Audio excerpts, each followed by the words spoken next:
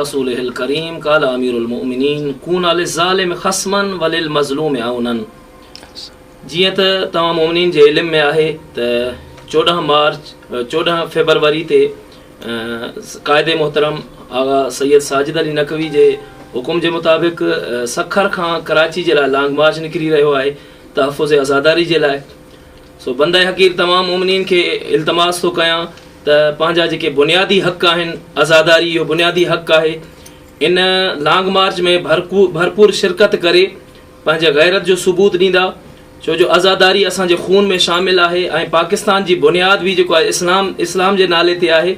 त इन जे करे तमाम मोमिनीन खे मां मुल्तमिस आहियां त इन लॉन्ग मार्च में भरपूर शिरकत कंदा ऐं जेका मोमिनीन ते आज़ादारी जे लाइ FIR कटियूं वयूं आहिनि उन्हनि जी मां भरपूर मज़म्मत कयां थो ऐं ज़ालिम हुकूमत जी मां जेको भरपूर मज़म्मत थो कयां त इन मोमिनीन ते जेका इहा FIR कटी वई आहे।